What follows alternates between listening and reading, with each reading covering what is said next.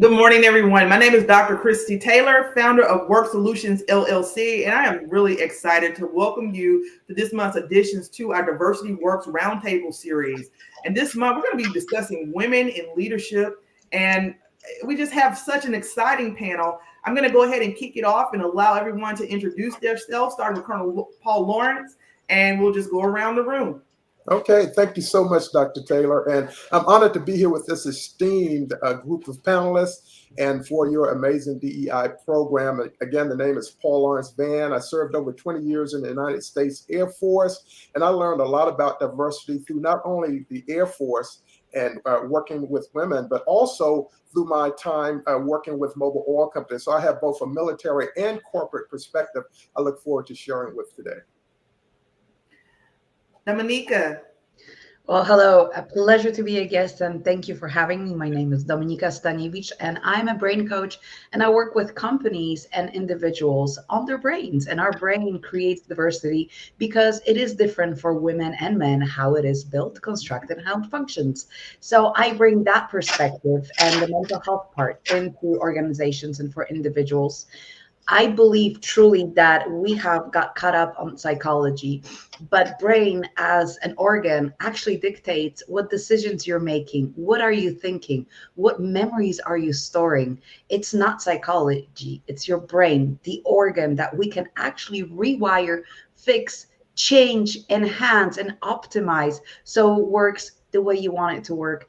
And it is also a key to understanding human behavior because it's the home of the human behavior. So we get to create that and recreate that. So our workplaces and our environment that translates also in our daily lives can be better, more understanding, and more inclusive. Thank you. All right, Bettina. Hi, everybody. Welcome. My name is Bettina Jones, and I'm a Master Certified Life Coach. I know there are many women of color, Black women in particular, who are overworked, ignored, and continue to keep going without being fully seen, heard, or supported. I was/am one of them, and it's simply not enough. I love being a life coach because I love supporting freedom and self-discovery in others. Thank you so much. Cathy. Hi, I'm Cathy Holt, and I work my area of expertise is women and gender. I do that through speaking at the UN. I've taught women and gender studies classes at the university level, and I also bring that expertise to a company that I co-founded with several colleagues called DEI Consultants, where we actually go in and do a lot of work on unconscious bias and from my perspective, a lot of the biases that women face in the world, in their communities, and in the workplace. Thank you. I'm looking forward to that conversation. And Ranika. Good morning, everybody. My name is Ranika Chaney. I am the founder of Ranika Speaks. My background, what got me into this as a keynote speaker, a facilitator, coming around having difficult conversations is quick background, married, left an abusive marriage, have 5 children. So currently a single mother of 5 children. So immediately got my certification as a mental health coach to understand what's going on in my brain. And so I could teach my children, and then also have my certification through the Domestic Violence Speakers Bureau here from Mecklenburg County in Charlotte. So I spend a lot of my time sometimes in the faith world. I have a little bit of a tech background, but really helping people walk alongside of people who have who've experienced domestic violence, helping us understand those things, helping us understand the cycle so we can better serve people that we work with. Thank you so much. This is going to be a great conversation today because we have so many different perspectives. And Dominika has already given us a little bit about her background. Just a reminder, we're going to go around the room. You guys bounce off of each other, share your perspectives. And I'm going to kick that first question off to Dominika because, you know, we have talked on many occasions, and you've been a part of a couple of events with me as we kick off these things and really try to engage on the topics of women, mental health, DEI. So with your extensive background in neurocoding, and brain health coaching, how do you incorporate an understanding of unconscious bias into your coaching practices to help leaders and organizations foster more inclusive environments? I love that question. And I was thinking how to answer it when you sent it to me. And the truth is that we have to understand that biases are beliefs and they're based on experiences and they're unconscious, and that's the challenge. It's not having a bias that's the challenge, because we all have them one way or the other. That's a preference, that's a choice, that can be also a boundary. But it is the fact that it's unconscious. And one of the things that our brain does on permanent basis, it deletes, distorts, and generalizes. And that's how a lot of these biases are created. We had certain experiences, an emotion got attached to it, a chemical release got into your body, and you felt a certain way. And then because it was so strong, your brain will always prove you right. So your brain will start looking for proof in the environment and goes, okay, let's say all men or all women are just not smart. So funny enough, I just realized I just changed my hair color to blonde. I'm naturally a brunette. And I started walking around talking to my friends. I'm like, you know what? I just got rid of my intelligence. And then it dawned on me. In Eastern Europe, if you're blonde, you're assumed to be stupid. That's an unconscious bias. And we don't even realize how this was transferred to us through the culture. I would definitely, in an unconscious bias, take away the blame for having it, but put emphasis on learning it. So one of the things I did for myself, and I ask all my leaders to do, they're very phenomenal assessment on Harvard School. You can go and take all of those biases. And I've learned that I have a bias against Latino. So I was like, okay, why do I have a bias against Latino? Well, it turned out that my experiences at the first facing Latino, especially Mexican men, when I was 16 in California, were quite, I wouldn't say traumatizing because that's a wrong word, but I would say quite uncomfortable. And that transferred into me staying away from that culture, not learning about that culture. So I now make a conscious effort to go into Latino communities, learn more about Latino communities, so the bias can be dismantled. And the only way we can do it is not by learning, but by experiencing. And that's what I try to teach all my not even teach, but use it in coaching, experience things, go and try. What would it be if you would be there? How would you feel like if this would happen, right? And very often exploring those uncomfortable situations and keeping yourself in a state of curiosity. That's very important, because it doesn't mean you're going to like it, but you are allowing yourself to be curious, allows you to change the perspective. So that would be my take on the bias and how I implement that in brain health and brain coaching. Thank you so much, because I want to bounce this over to Cathy, because that was such a great answer that Dominika gave. And you guys feel free to chime in, but I know in your work and working with women, especially in the workplace, what is your take on that question and what Dominika said? Oh, I totally agree with what Dominika said, because really the only way we're finding, and there's a lot of controversy, I guess you could say, about training for unconscious bias, but it's really experiential learning about the different aspects of your recognizing you have a bias, but then also, as Dominika said, going and finding out and being curious about whatever culture or whatever thing is kind of produce that bias. Because just a fact I use a lot is that Jean Kilborn, who studies marketing significantly, we are bombarded with about 5,000 advertisements and messages a day. And so our subconscious is taking that in.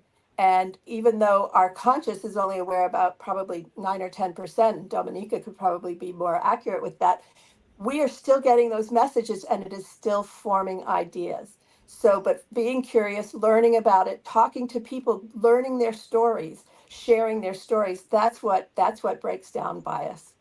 Now, do any of you, Ranika, Bettina, Colonel Lawrence, got a comment to that?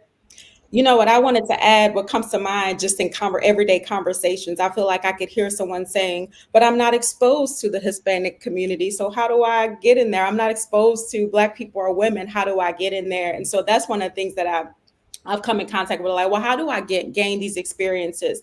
And I'm thinking for myself, I'm a single mother of 5, right? So I may not have opportunity to go out and do all the different things that I want, but I would say start where you are. I have 5 children, right? My children are exposed to so much more diversity than I was growing up in school, Where I lived in New Orleans, it was usually black or white. And my children, oh my gosh, it is beautiful, the different cultures, backgrounds that they are exposed to. And so when they have friends that come over and her friend has a Mexican dish that she's sharing with us. Tell me about that. How do you make that? How does your mom make that? Getting to understand people's stories, their cultures, being empathetic towards people. And like Dr. Dominika said, being curious. And so I can start where I am. I have several children. So that means that I have several opportunities through their friends to experience different places, different cultures. And so it just came to mind of, well, people are going to ask, well, how do I get that? Like, start where you are and see how you can expose yourself to something outside of your norm. What I really like about what Dominika said is the fact that if you have not taken the Harvard Implicit Bias test, I encourage you to, because it'll reveal a lot about yourself, right? And then it takes a lot, even as us professionals, we're getting on camera and admitting, oh, I have this bias, because the truth is we all have some unconscious level of bias. I gave that test to some students in a class for my cultural competency class. And that was the first time I've ever seen it come back where this younger generation that was coming, that was the first time I've ever seen it where it was coming back, well, you don't have really any specific bias. I literally had never seen that before. I want to transition this conversation because we have had such great answers. I'm going to shoot it over to Bettina to make a comment. We're going to shoot the next question to Paul. Okay. I really want to really get the focus here on women in the workplace, because I think now everybody has that foundational piece of what unconscious bias is. And I just really appreciate Dominika's vulnerability and just saying, okay, I took this test and this is what it was. And then I stepped out, because I think so many of us don't do that. We automatically make the assumption that if somebody hasn't had it, we first of all, we don't consider that a person may not have always had our experiences. Like, I'm from Mississippi. Ranika's, I grew up, it was literally just black and white. There was no, different, there was not like diversity. So let me get a comment from Bettina, and then I'm actually going to kick the next question to Paul.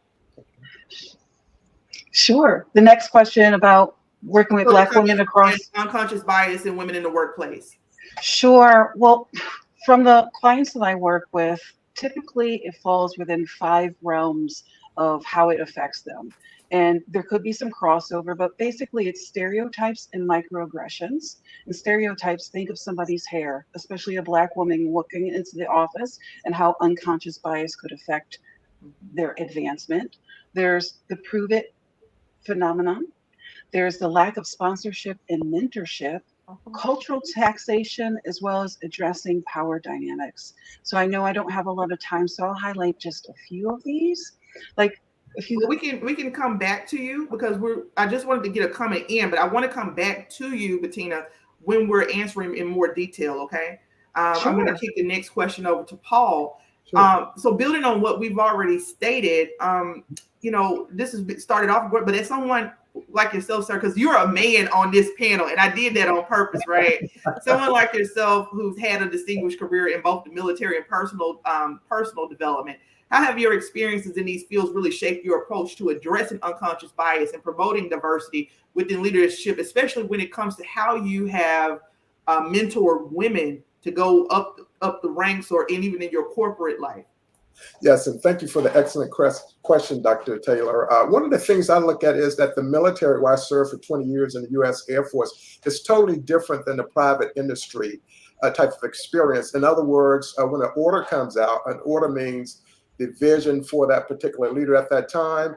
One hopes that that particular leader has a type of vision that's very inclusive for everyone who's working in the organization. And I can give you some example, a quick example here real quick when it comes to working with women.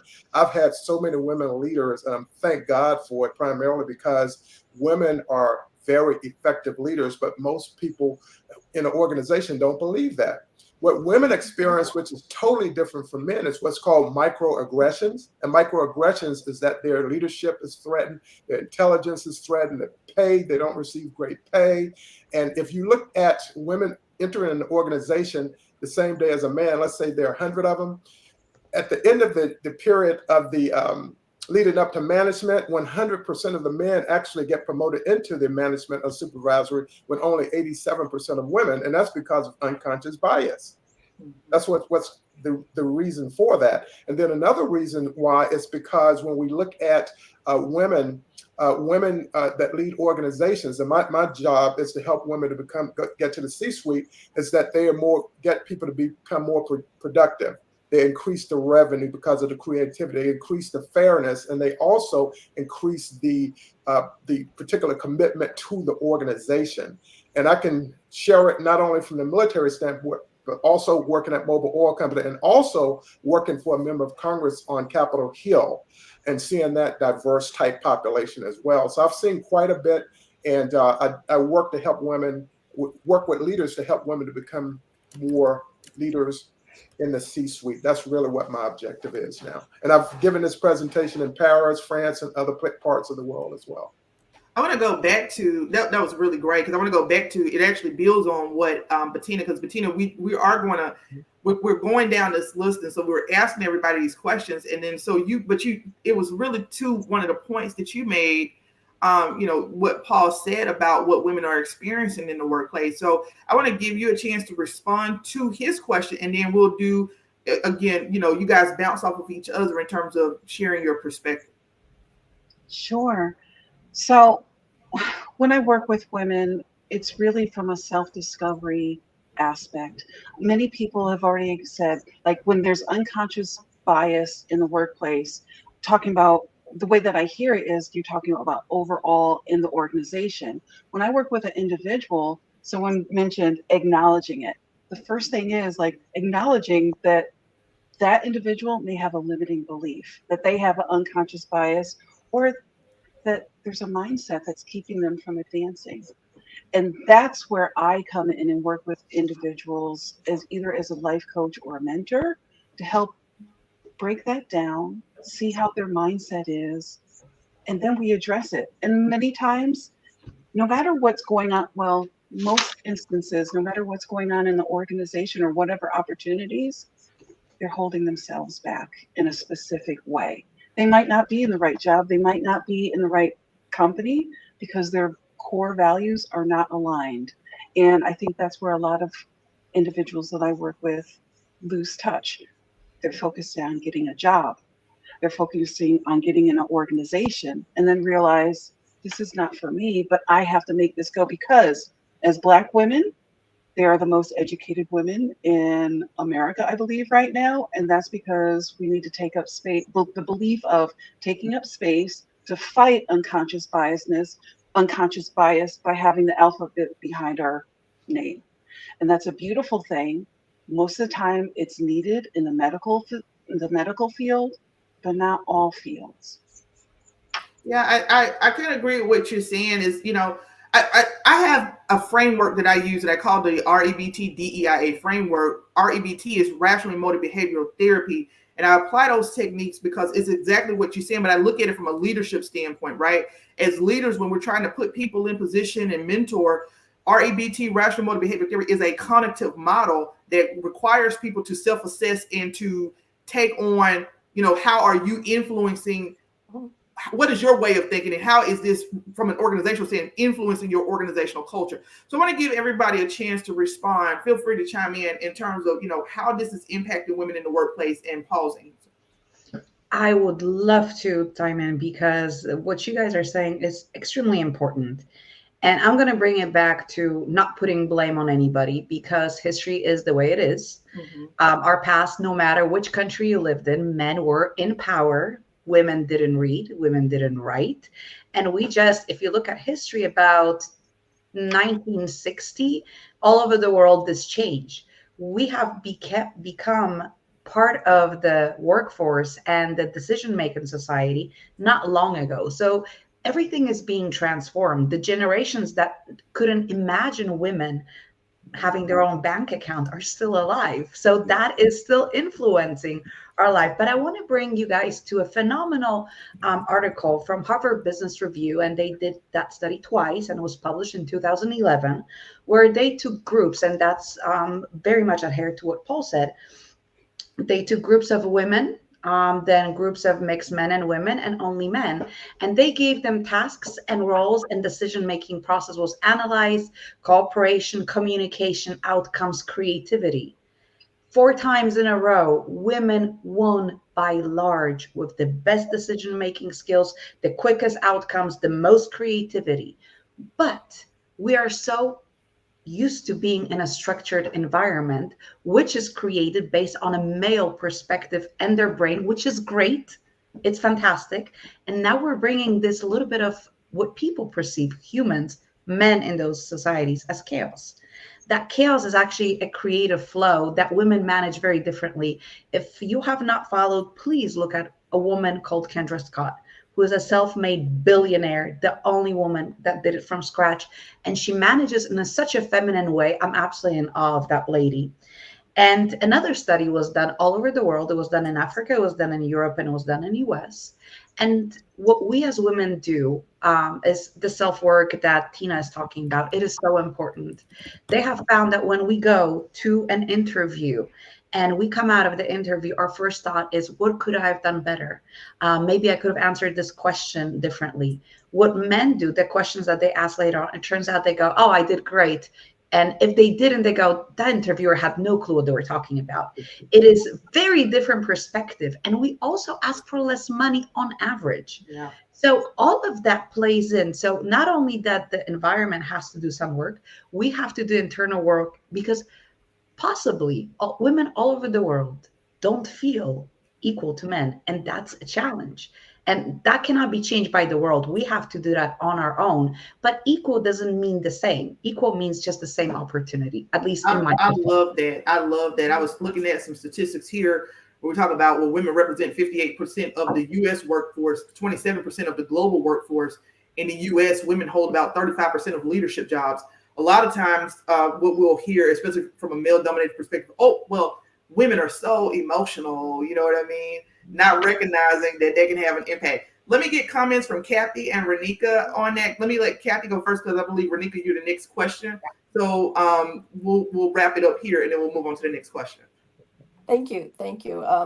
Yes, I think what I work a lot with women in developing their leadership superpower, what I call their superpowers, because nowadays the whole concept of leadership is changing. The paradigm is changing. It is now considered more servant leadership, not the old curmudgeon that sits in the office and screams out orders and expects everybody to jump.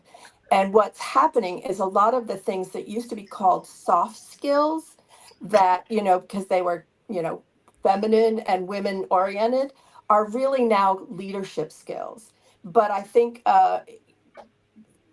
what has been said is correct, in that women are very quick to not recognize that these skills, the traits they have, team building, communications, women communicate better, empathy, those skills are now considered leadership skills. And we need, I work with the women to step into these. And yes, as Paul said, the corporations still, some of them need to come along, but a lot of them are recognizing it, because in most corporations, teams that have women on them perform better, and corporations that have women in leadership actually perform better and outperform the market. So I do believe, yes, we as women also have to work on it, but I think it's in parallel to the corporate world also changing.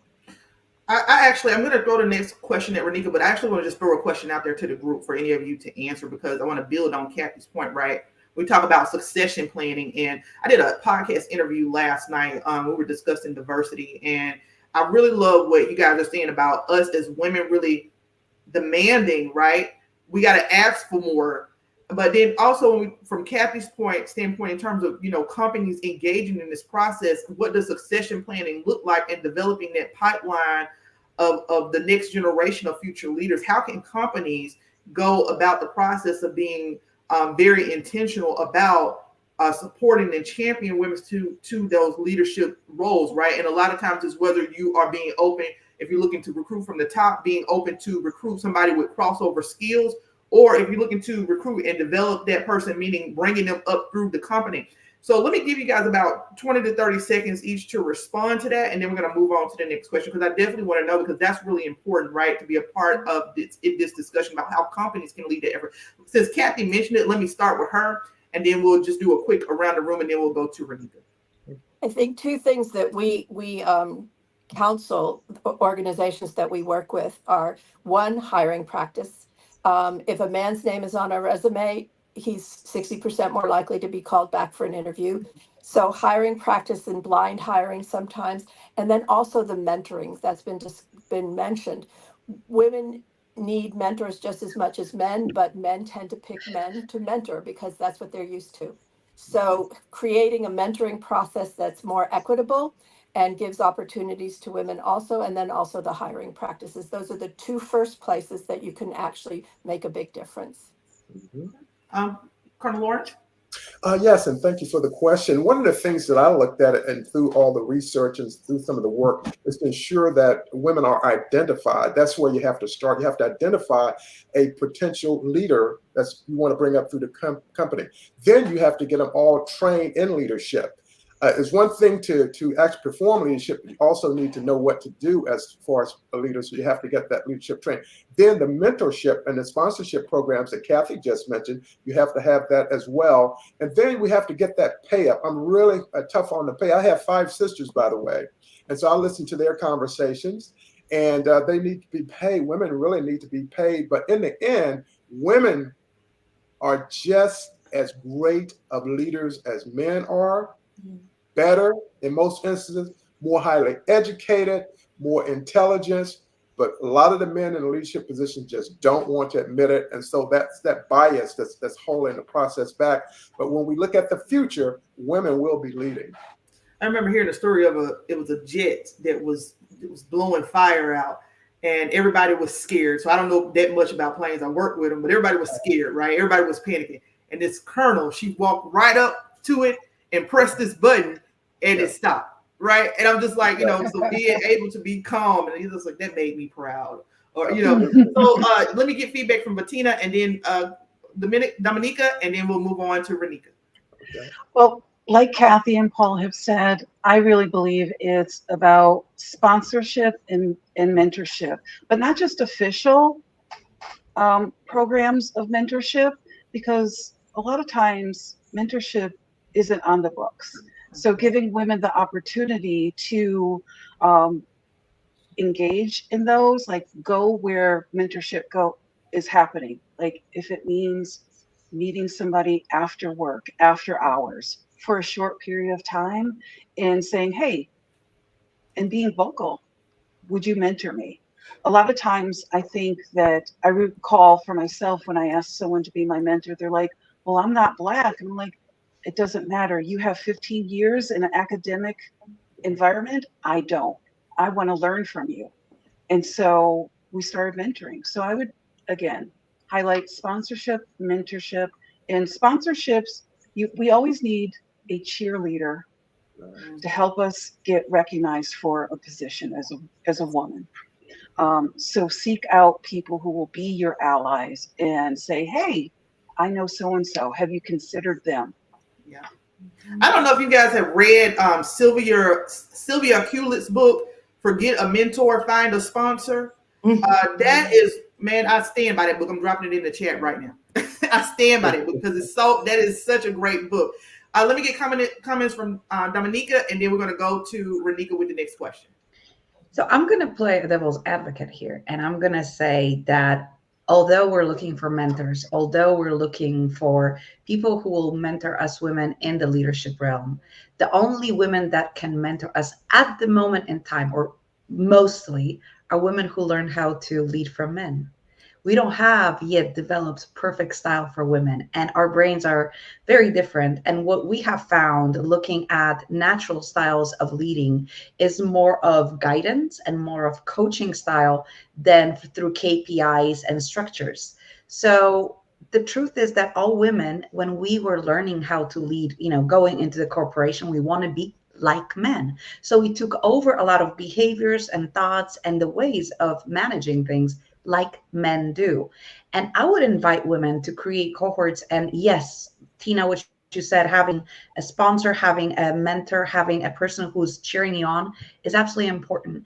But allowing yourself to discover the unique style that is intact with your intuition, because by the way, our brain has three structures that are 3 times as big as in men for intuition. Our brain is built that way differently. We have more connections, more white matter, and that creates different types of behaviors and thought processes. So developing feminine leadership style and playing with what works, what doesn't, and what can we take from the amazing men that we have, learned from till now, would be a great step to get that going. Because if we keep following the same pattern, we will never be in our natural element. It will be always I'm like instead of I am. That's so true. Most of the opportunity I've had has been given to me by men, right? Who have brought me at the seat of the table. And I bring a little feminine touch to it, but I work as an LRO in the military. I'm a logistics officer. It's hardly, I'm usually going to be, let's be honest, most of the time the only woman, and a lot of times the only Black leadership there. In just some cases, it just depends on where you go, right? And so, but I have just taken the opportunity to learn from these men. But I think it goes back to something you said about really being in touch with who you are. It took a minute for me to find who I was, right? So I can be in a room with a table with a group of men, and I'm still gonna be me, right? That took some experience. Let me go over to Ranika, because you have a very unique story. You've had some challenging situations on becoming a successful business owner and speaking and inspiration. A lot of this conversation, we've been really focused on the workplace, which we'll continue to do in that context. But right, and you're looking at it, really everybody sitting in this table, you are a business owner. So we want to make sure we also discuss a little bit about, running a business from a woman's perspective as well. But how has, your success as a business owner and speaker is very inspiring. And so how has overcoming personal obstacles, how has that influenced your approach to empowering other women, and even addressing some of the things that we've talked about today, specifically when you're coaching and guiding women when it comes to speaking engagements or even pursuing entrepreneurship? Yeah, absolutely. So you said something earlier, you said it really quickly. You said that a lot of people think that women are emotional. You said something along the lines of women and their emotions, right? Mm-hmm. And think about it. I'm in a realm where I am introduced to women who are in abusive situations. So there's going to be a lot of emotions, right? And so I've been in situations, my own personal story, right? I understand what it's like to be in that situation, to have emotions, to want to be believed, to not know if you're going to be believed because you're a woman, because the man is successful, because of all these different things that's happening, right? And so one example I think I can give that I always think about. I was working in the faith world at that time, and we were sitting down with a couple, and it was really evident that this man was being abusive to his wife, verbally and emotionally. And there's certain things that you can hear. You let someone talk long enough, you can hear it, right? They may not be doing something right there in your presence, but just let a person talk and you'll hear it come out. And one of the men proceeded to look at the woman and say, if you just pray more, then we think we can see this thing turn around, right? And so, of course, I had to open my mouth and step up and say, this is not a matter, and this is the faith world of prayer or whatever, but really helping people see the facts of what's happening, right? What did this person say? Where should the focus be? We are sitting here and he is telling us the facts of his behavior. We also understand that there's a cycle to abuse that happens, right? And we're seeing that cycle. So really teaching people about what the cycles of abuse look like. What are the different types of abuse? Sticking with the facts, not that a woman is emotional, that a woman is this. And you'll also see there's something called reactive abuse, right? Where you're being abused, and then you're not doing anything, but you're constantly being abused, and you hit your breaking point, and you might yell out in frustration. You might respond in aggression.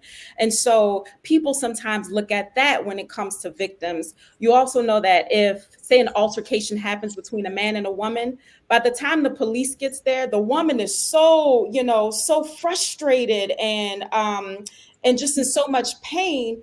And I'm saying men and women because mostly women are usually the abusers, but men also can be abused. I want to say that we all know that. By the time the police get there, the man is, calm, but the woman is still, hurt and explosive. And a lot of times we know these women end up being arrested instead of the actual abuser. And so just that line of that bias of thinking that women are emotional, I'm so glad that I mean, not that I went through it, but that I can understand what it feels like to have that emotion, but then to also bring in the facts so that people can see, especially if you are maybe a man and not used to knowing what it feels like to experience abuse, to experience oppression, to experience these different types of abuses. So I think that's how I bring my own experience into it, really teaching people about the facts. Like there are certain things we can look at. We can look at cycles. We can look at what abuse actually is, and they're indicators for us. So part of what we do here in our work is we focus on championing inclusive workplaces and champion healthy work environments. And so when we talk about your experiences and the truth is, when we talk about unconscious bias, right, it is really about getting people to acknowledge the facts. And the fact is that we have some level of unconscious bias. I used to tell my kids, I remember teaching these courses or developing curriculum, and I had like one of the highest rated feedbacks from students, because I allow everybody to engage in the conversation of cultural competency. Like I would give the example, like if I'm a Black woman who I've already said, who grew up in Mississippi, we really just it was black and white, right? I wasn't exposed to, I didn't see a person of brown skin speak Spanish until I was 27 years old. I was on a plane, and then I was on a plane going to a job interview in Florida. That was the first time I ever actually met a person of color who spoke Spanish, right? And once I moved to South Florida, then it was so much more exposure because you see all of these different cultures and groups. So the first thing we have to do is look at the facts. And when we're talking about women in particular, what I really love here is that you guys have done an excellent job of highlighting how what can be perceived as a person being emotional, right, is actually a strength or a gift. Because as Cathy pointed out, and I never even thought of it that way, the ideology of soft skills was related to femininity. We've actually changed in my full-time role. We've actually changed that to, we call it now power skills. All right. So let me get some commentary from you guys in terms of Ranika's response to that question, especially how you have approached that and championed that in the workplace or in business. I can say something briefly, especially when I like to think of it as superpowers. Like women have superpowers. And one of, I think, our greatest superpowers when we are in touch with our emotions is our listening to our intuition. Because I would bet many of us on this panel or many of the listeners have ignored our intuition and did an action anyway. And then why didn't I listen to that small, quiet voice inside myself? Because although it's attached to emotions, I think it's a greater, deeper, innate wisdom that can recognize when we're in systems of oppression, which falls under unbiased conscious, in my opinion. Yeah. Let me ask you guys this. I'll talk about my own adjustment in working with a large group of men, right? And I said, okay, I know who I am now. What's your perspective on women finding their way and path in leadership, right? Feeling like I have to, because I went through that process of feeling like I needed to conform. I needed to be one of the guys. I would just literally say that. I'm one of the guys, right? So let me get some feedback from you on that, because, you know, we're experiencing these things and we're looking for opportunities to grow. What advice would you give to women who are experiencing that and kind of seeking to find their niche path? I would tame in on two things. Your question is second, but intuition. What Tina said is actually scientifically proven. Your intuition, it is your brain accessing deeper memories, but it doesn't have time to process them fully. So it gives you signals. So the intuition is the best tool you have if you are not in distress. Your brain will play tricks. If you're in distress and very, very stressed and on a high level of, emotional turmoil, whatever that might be, something is happening, that's not the time to use your intuition. But when you're calm and you think about something, you get that gut feeling. That gut feeling is literally neurons and neurotransmitters connecting with your brain and accessing the deeper memories and letting you know that something is okay or it's not okay. So listen to it. But I want to bring one more thing, that although we're in the US, do you realize how different the bias is the moment you leave the country? Mhm. And that is so important to remember, that when we have diverse cultures coming in, they don't come with the perceived biases that you think they have. They're very different.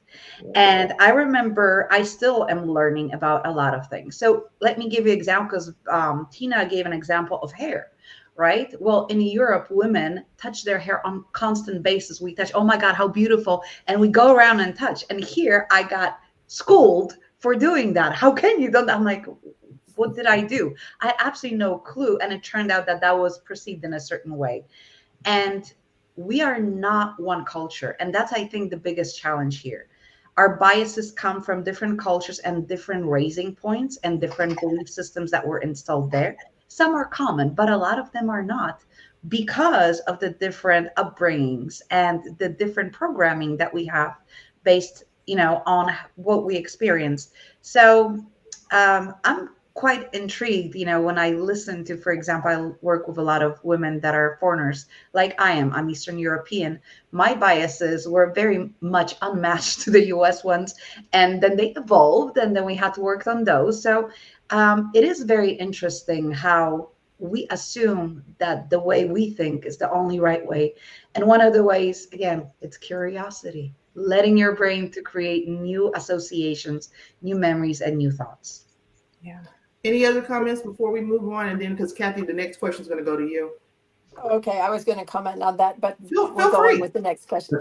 Well, because I work, I've lived in Brazil, I've lived in Switzerland, and I work with women all over the world. And unfortunately, I will have to say that I think bias against women is fairly universal. Yes. And that's an unfortunate statement that I make, but I working with these women that are oppressed, Asia, Africa, Latin America, South America, pretty much everywhere in the world, they are facing some kind of oppression and some kind of bias about just because they're women, which Yeah. is to me very sad. Dr. Christie, can I add one more thing just on that? I want to add just the other side of that, my own struggle, right? I have that thing where I can go in and I understand what the woman is feeling, but my own struggle with my own bias, that I had to do a lot of work to make sure that I didn't have my own bias against men, because out of the 5 children that I have, 3 of them are boys. And so I'm essentially rearing men who will go out into the world. And so putting, like we talked about earlier, I've intentionally put myself in situations so that I could be around great men, uncles, cousins, brothers, all of that. So just the other side of that it takes a lot of work too, when you've been in certain situations, so that you can see something different if I want to do something different with the next generation. So I love that. Let me get the next question to Cathy so that we can keep the conversation going. And I encourage you guys to bounce back and again bring up previous points as well as we continue to engage. Cathy, you just pointed out how you have really traveled around the world and you work with diverse groups of women, and you have a lot of experience. I've seen you on Facebook. You have a lot of experience speaking and advocating for women in leadership and gender equality on a global scale. So what strategies have you found to be most effective in combat? I think this plays to the question that I asked previously, combating unconscious bias and supporting women's advancement. And I think we have touched on it quite a bit, but several of the things that I have found very effective as strategies is what we've talked about is putting women in, giving them platforms to share their stories, for other people to get to know them, to get to know their struggles or their challenges or their successes, and listening to them. There's also something that I used to teach in my university class called intentional dialogue. And what it is recognizing, it starts off recognizing so many different identities that we actually have. It's the ones we tend to fall back on are race, gender, possibly religion, those kinds of things. But when you can find some kind of commonality, like, for example, you might both have a similar faith, or both women might be, or people might be, divorced or single parents. When you can connect on those levels, it's easier to connect in humanity. And that way you can start understanding what somebody's going through. And that old phrase of walk in their shoes, you get to see what their shoes are like and what their journey is like.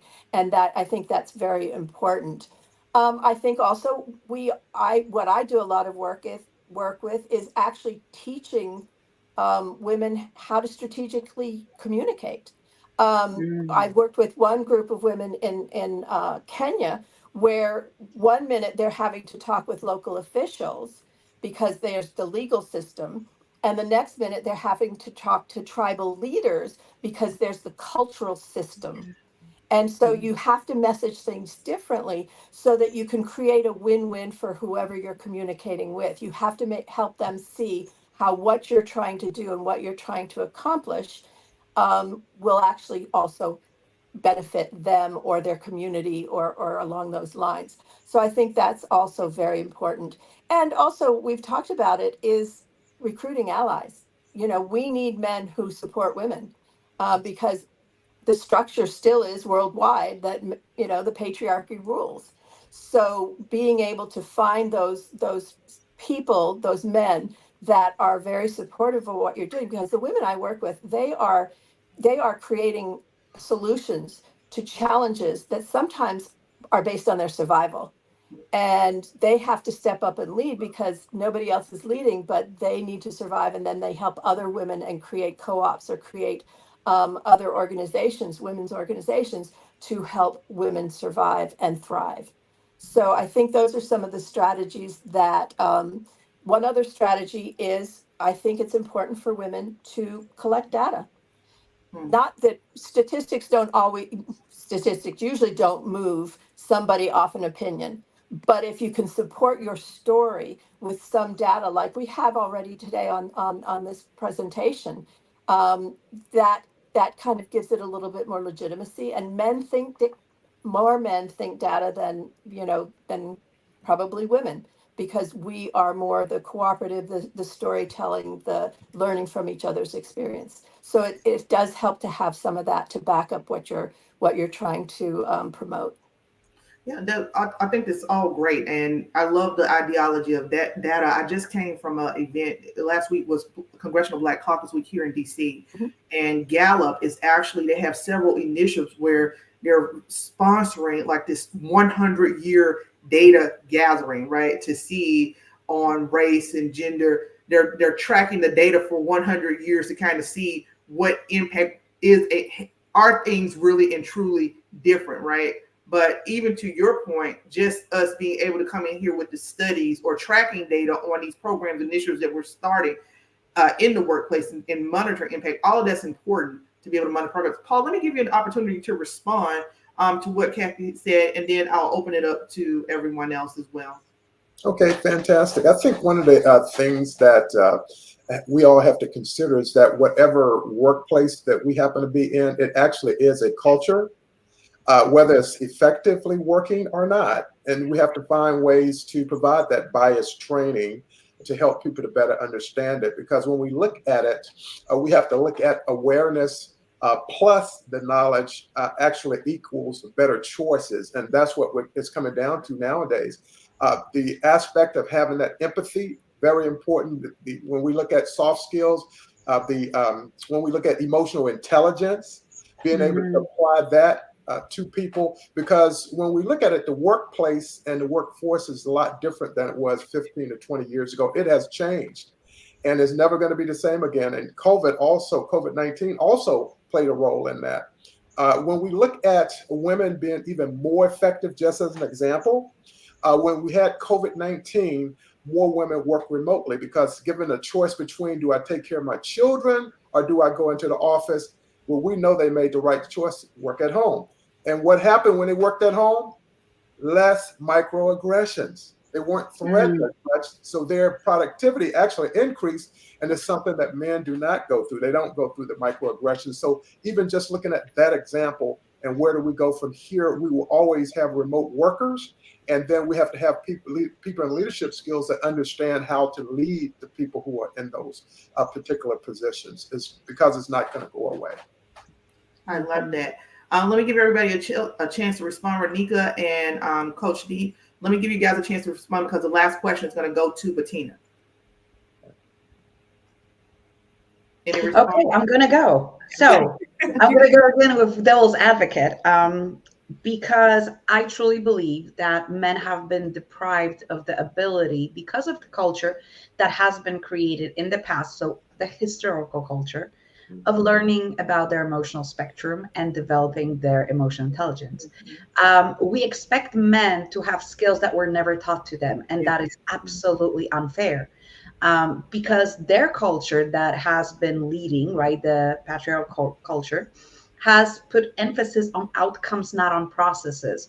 It put emphasis on getting things done, not introspection.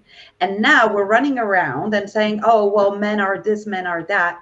Well, they have no way of being any other way. So that brings me to what Ranika said. We women, to get rid of our biases and get rid of the cultural biases, and that is very true, Cathy, it's all over the world, bias against women because of historical, outcomes, how it used to be, right? It was what it was. We can't change that. But we as women, I'm going to give you an example, very quick one. I also crew Tony Robbins events. And one of the things that happens there, he asks a question. And there was a question for men. Let's just say 100% of men raised their hand. He made a comment. But then he asked women, and those women were from every culture, every continent, every color, every religion.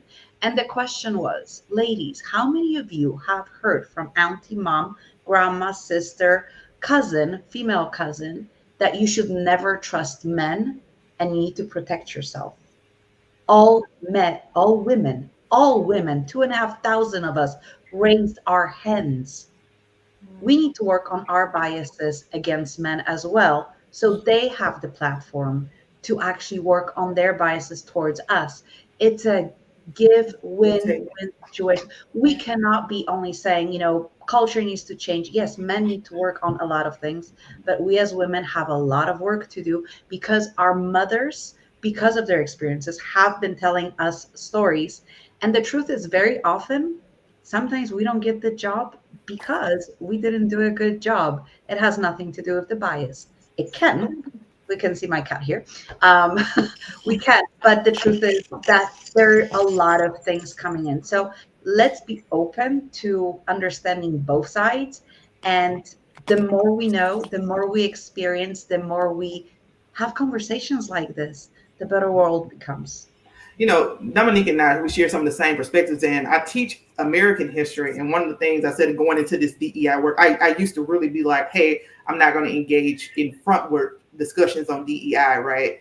But, we really agree in terms of like acknowledging history, but continue to look for ways to move forward, right?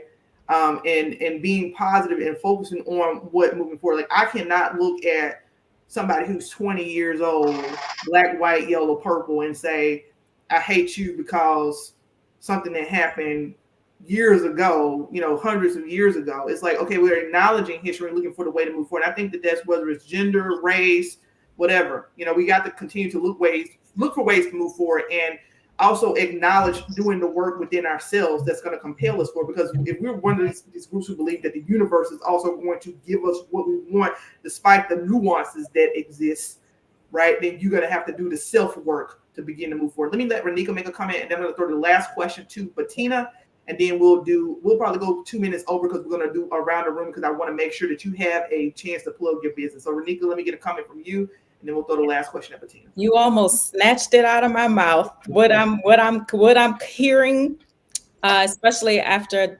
Dominika spoke, it is so important for us to know ourselves, to do that work as well. It is the easy job is to look outward and say, men are this, Black people are this, white. It is easy to do that. It's easy for me as mom to tell my kids, pick that up, do that. You know what the hard part is? To get at the heart. Why did you do that? What made you act in that way? Like, let's sit and talk about it. The hard part is for me to look on the inside. Ranika, what is that bias that you have? And so the importance of knowing ourselves. And as you talk about moving forward as well, I think it's also important in knowing ourselves. You talked earlier about how do we as women, how do we kind of operate when we're at the table, with a whole bunch of men.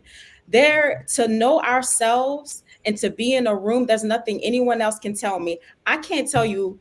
I can tell you a little bit about the brain, but I'm not going to sit on this call and try to do that. I've never been in the military. I will not try to explain one thing or even think that I can understand, but I know what it's like to sit in a room and try to help facilitate difficult conversations. I know what it's like to speak in front of a crowd of people, and I love that. So knowing your lane, knowing the things that you know when you know yourself, I think is so important, and nobody can ever take that away from you. When you're at the table. And if you're talking about my perspective in that world of abuse, right, that gets snatched from you. Who you are, what you know, the things that you are good at, you no longer remember those things because your job is to serve the abuser so that life can be easier for you. But once you regain what it is that you're good at, what it is that you're talented at, then you can be at that table with confidence. And I think that is a part of us moving forward, is learning ourselves and understanding what are the things that we are actually really good at and believing in those things. Yeah, my unit, I know that I'm not going to be the field. I'm not the person. Like, I got great team that I work with when it comes to like the moving the planes and getting things organized. Those guys know all of that stuff, right? Me, I am the great project manager and administrator. You know what I mean? And I had to just embrace it. I do not sit at the table and go, I'm one of the guys. I am Kristen Taylor, and this is what I bring. And you know what I mean? We all have our unique talents, including them, right? And we work together well and cohesively, because I just want to brag that we are the 32nd APS is the number one port. We won the Port Dog Challenge. We are the number one aerial port in the Air Force Reserve, so I have to just brag. All right. And let me throw the last question to Bettina. Give you guys a chance to respond, and then we're going to wrap up with you guys doing and around the room to just really plug what you're doing and where you're going to do next, where you're going to be at next. So, Bettina, we've talked a lot about the role of women, and you specialize in working with Black and brown women across different sectors as a coach. And so when we talk about some of the barriers that were identified today and things that you have observed, how do you really, from a coaching standpoint, you mentioned it earlier, really focus on addressing these challenges?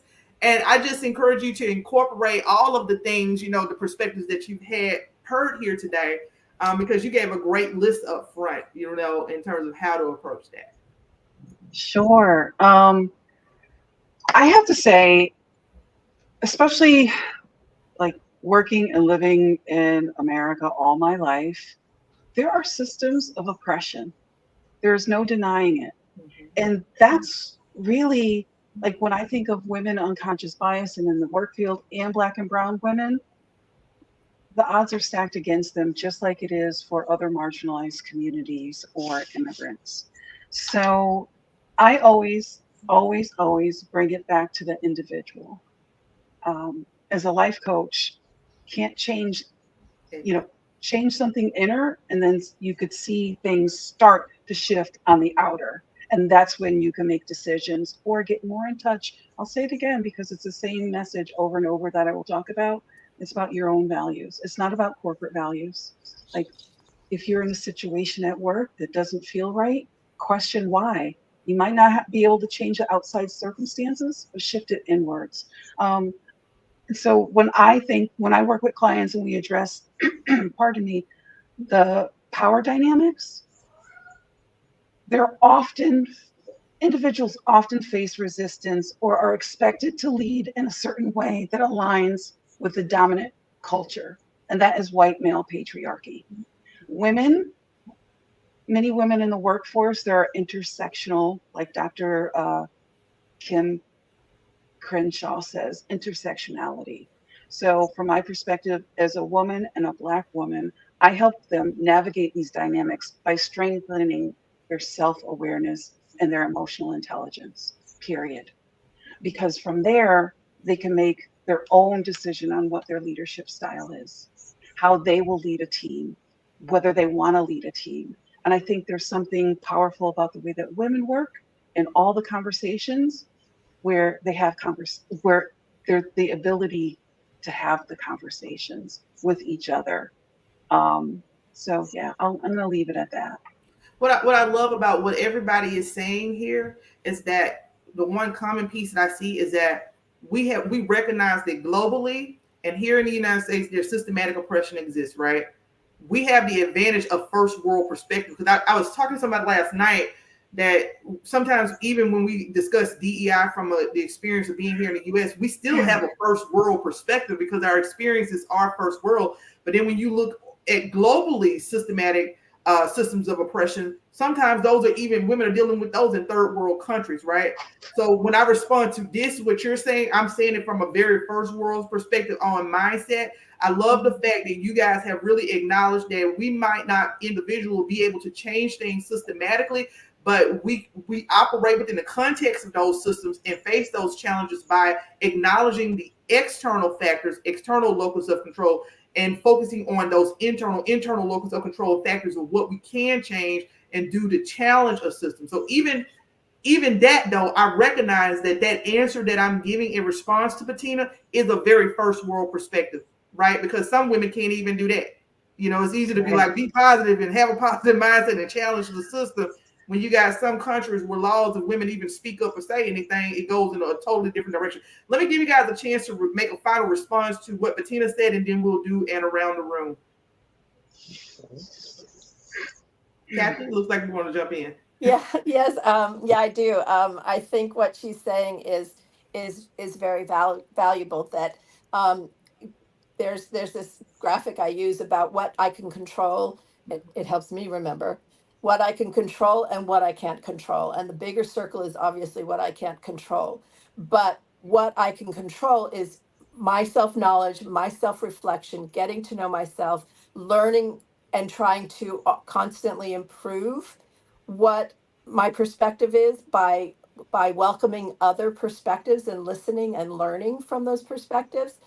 And so, but I also I'm driven by this mission and passion to, with using what I can control, to try and impact, at least have an impact. Maybe I can't control things outside of me, but I can at least try and have an impact by creating platforms for women, by, you know, helping them discover how, what the leadership skills they have, and upscale them. And so, but I do, it does start in the center. I love that. Anybody else want to respond before we wrap up today? I'm going to add the brain perspective, because we forget that we have these expectations about the world, and it's very true. What we can control is very tiny compared to what's outside. But our brain is a very, very old organ, and it's exactly the same as it was billion years ago. And now it's presented with advancement. What we have learned is that we can now control focus, and that's so important because what's good and great examples of elevating women is available, but so is the one that, you know, we're being oppressed or being put down, or the biases are being executed. We can control our dopamine release, serotonin release, and the meaning we give situations. And that is something we definitely need to control and concentrate on. What assigned meaning are we placing? And the billions of years that we have, you know, in this call is controlling us, but we can start controlling that narrative through assigning different meaning or not assigning meaning at all. We spoke a few times about naming things as they are, not good, not bad. It is stating facts, detaching emotion.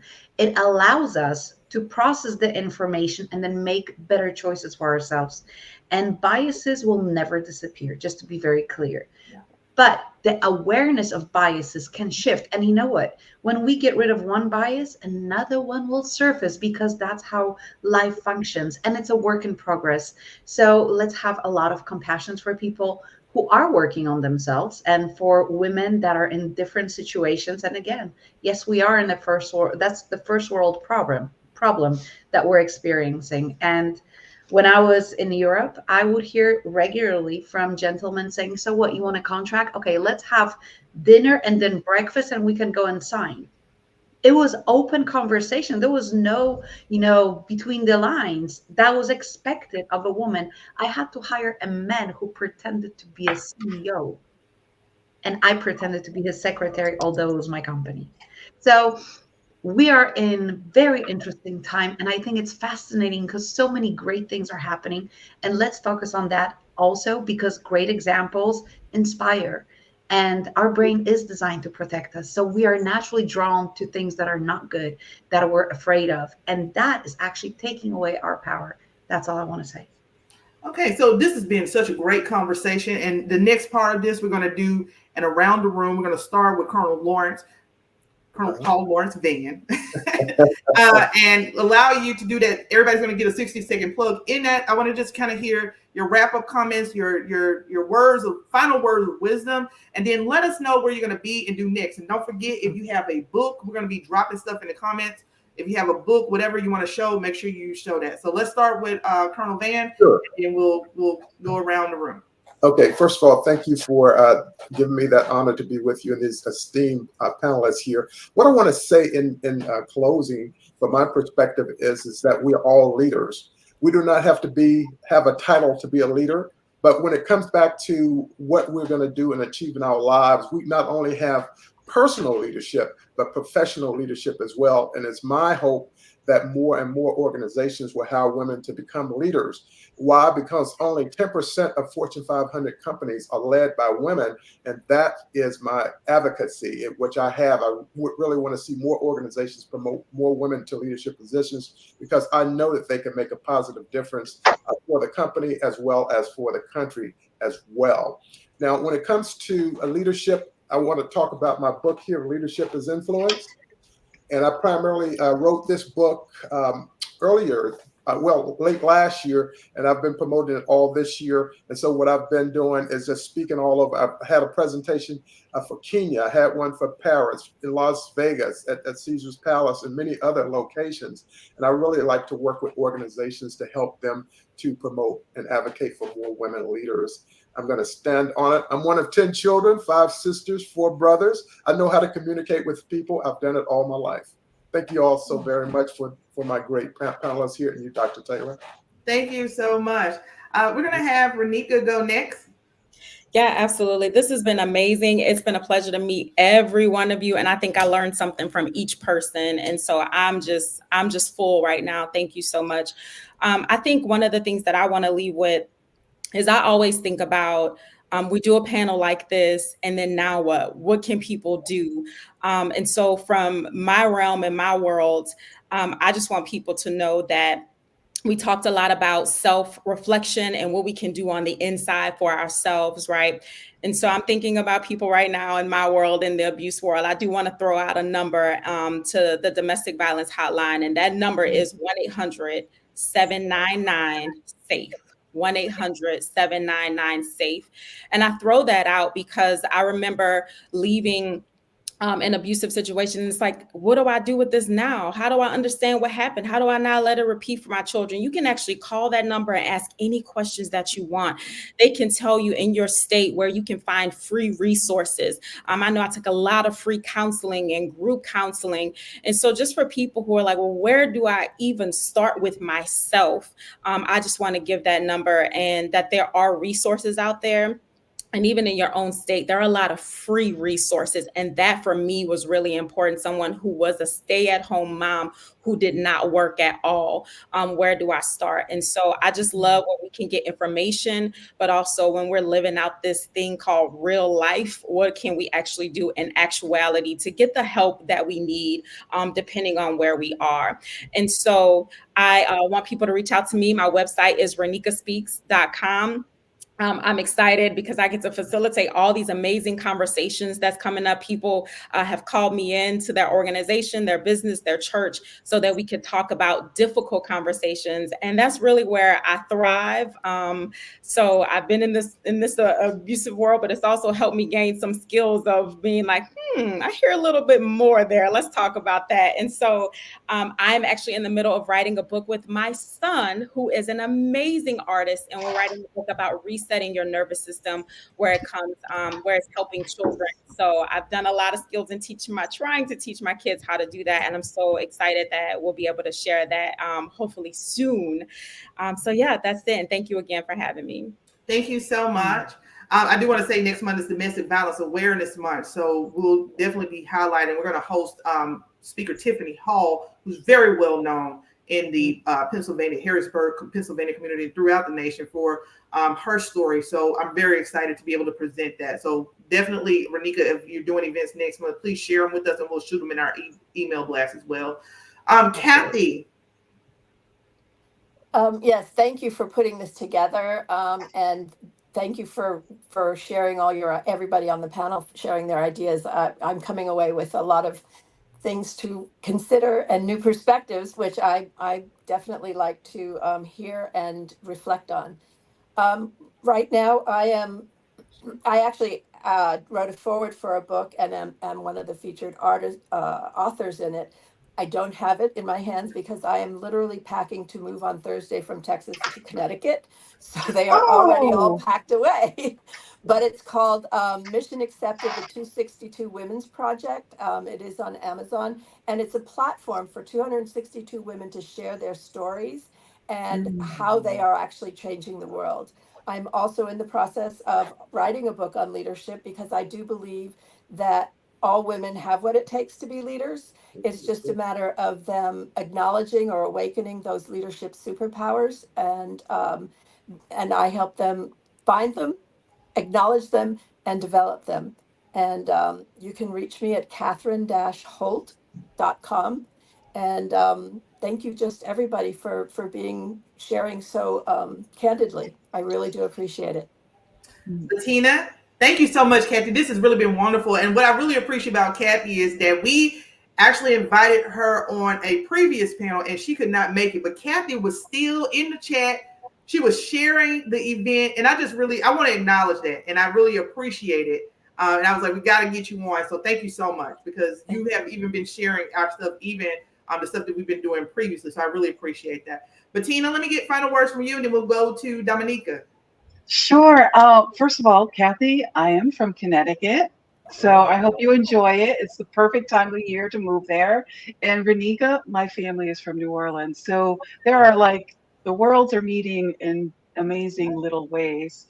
I just want to say it's been fabulous to be here, and for anyone who's listening, I love that there are so many different perspectives where the listener could say, what's the kind of help that I need and who's the person I want to connect with, if not all of us, to help them advance in their own career. So I would like to say, please follow me on or connect with me on LinkedIn. I just started to write my newsletter, which is a labor of love. I sent my first one out this week. And I also have a book in the works that's for Black women only. I'm not going to say what the topic is because I haven't heard anybody in the literary world talk about it. And you know how ideas can sometimes fall off the sky and then everybody starts writing about them. So I'm going to hold mine really close. But yeah, it's just been fabulous listening to different perspectives. And I would just also say, anybody who's listening, listen to your own innate wisdom on what you think you need in your career next to unpack your own conscious bias and also recognize where it's affecting you so you can move in, not just survive in this world, but thrive and make a contribution and influence you and use your sphere of influence to make for change for a better world. Thank you so much. And Dominika, I'll give you the final thoughts here before I share my final thoughts.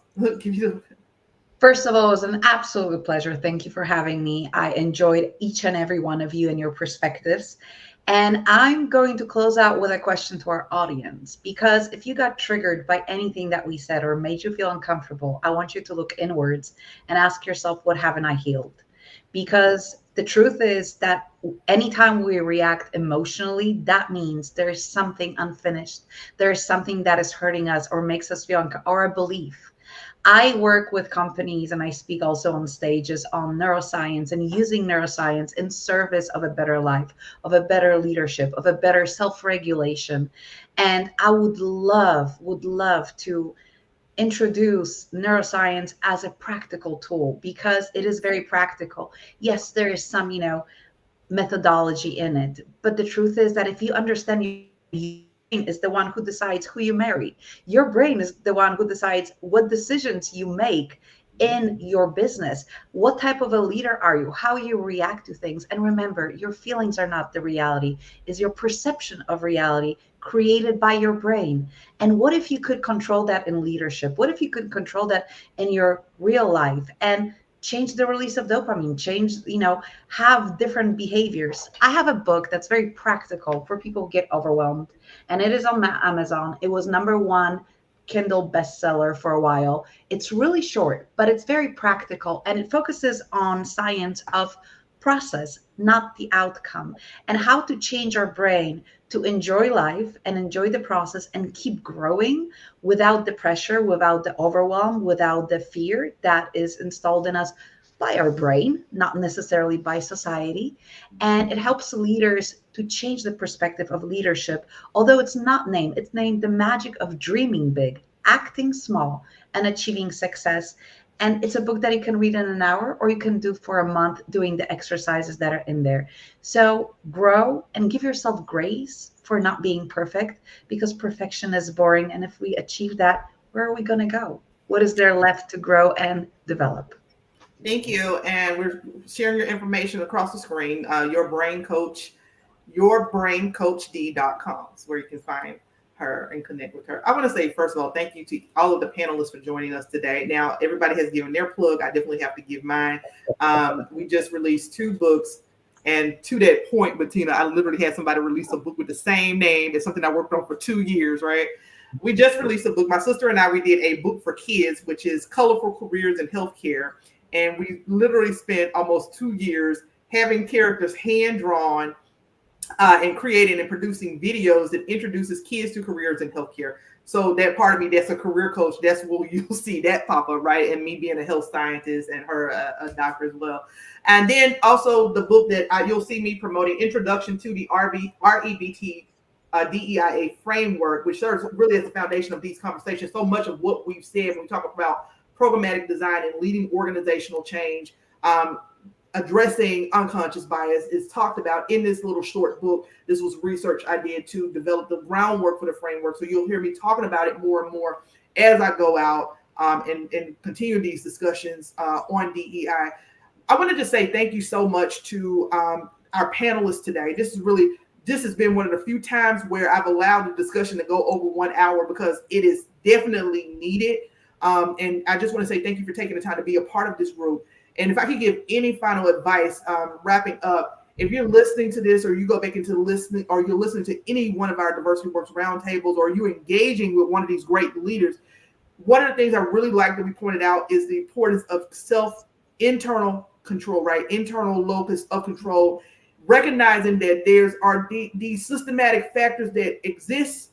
There is always going to be these external points of influence, but you can control you. Again, I no longer come to the table and say I'm one of the guys. I'm Christy, right? And I bring my own unique perspective, but that took a lot of growth. So if you're listening and you're dealing with the challenge of gender, race, whatever it is as relates to DEI and inclusivity, the foundation of that is to start with you, because you be the change you want to see, and you be that sphere of influence, and that's going to help contribute to making those overall systematic changes. So I'll end with that. We've posted everybody's stuff in the chat. We'll also be releasing a website page where you can actually access everyone's information. This will be part of our Look Back and Way Ahead conference in December. And again, thank you so much, everybody, and have a great day. Thank you. My pleasure. Thank you, Dr. Taylor. Thank Have you. a great day, everybody.